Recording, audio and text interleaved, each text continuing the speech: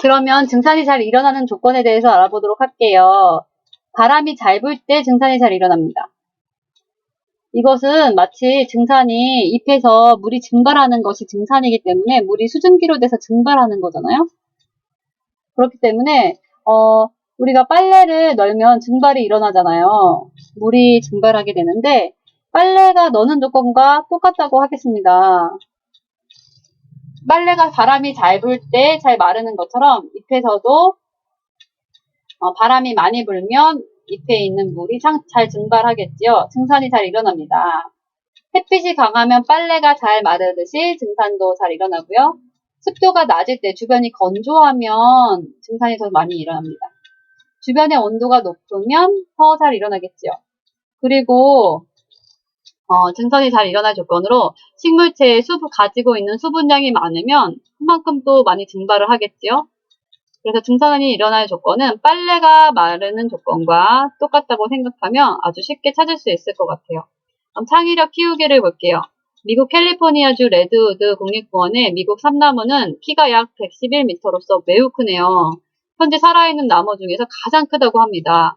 뿌리에서 흡수한 물이 어떻게 높은 나무의 꼭대기까지 올라갈 수 있을까요? 생각해 봅시다.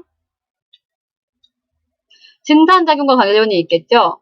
아까 증산작용을 하면 잎에서 물이 증발되면서 잎에 물이 부족해지고 잎에 물이 부족하니까 줄기에 있는 물을 막 땡겨오게 되고 그럼 줄기에 물이 부족해지니까 뿌리에 있는 물을 막 땡겨오게 되면서 물을 뿌리부터 계속 흡수하게 되는 원동력이 된다는 거예요. 한번 보면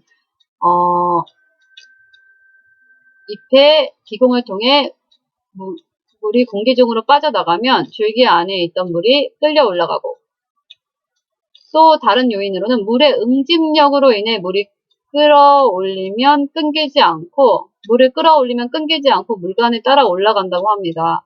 이게 무슨 말이냐면 물이 서로서로 끌어당기는 힘이 있다는 거예요. 그게 응집력인데 물이 줄기를 타고 막 올라가면서 아래에 있는 물을 끌어올리고 또 그 밑에 있는 물을 끌어당기고 하면서 끊기지 않고 올라가는 것을 물의 응집력이라고 합니다. 그래서 그 응집력 때문에도 이게 나무 꼭대기까지 물을 끌어올리는 이유가 된다는 것이죠. 그러면 잎의 구조에서 다음과 같은 특징을 가진 세포의 명칭을 써보자. 표피세포가 변한 것이다. 엽록체가 있다. 표피에 있는 잎의 뒷면에 있는 공변세포는 엽록체가 있고 표피세포가 변한 것이죠. 식물의 잎에서 증산작용이 일어나는 곳은 어디인가? 잎의 뒷면에 있는 기공을 통해서 일어나게 됩니다. 그러면 증산작용의 의의를 보도록 하겠습니다. 증산작용은 식물체 내부에 물을 상승하게 하는 원동력이 됩니다. 그렇죠? 물이 자꾸 빠져나가니까 뿌리로부터 계속 흡수하게 된다는 거예요. 그래서 그 물이 빠져나가면서 위로 쭉 올라가게 되는 거예요. 뿌리부터 잎까지 다시 올라가게 되는 겁니다. 식물체의 체온을 조절한다. 우리가 땀을 흘리면 체온이 조절되는 거랑 마찬가지로 증산작용이 식물이 흘리는 땀이라고 생각하면 돼요. 그 증산을 하게 되면 우리가 땀을 흘려서 증발할 때 체온이 낮아지는 것처럼 증산작용을 하면 식물체의 체온이 낮아지게 됩니다. 식물체 내의 농도 조절. 이것도 물이 자꾸 빠져나가니까 식물체의 농도가 다시 농축될 수 있는 것이지요.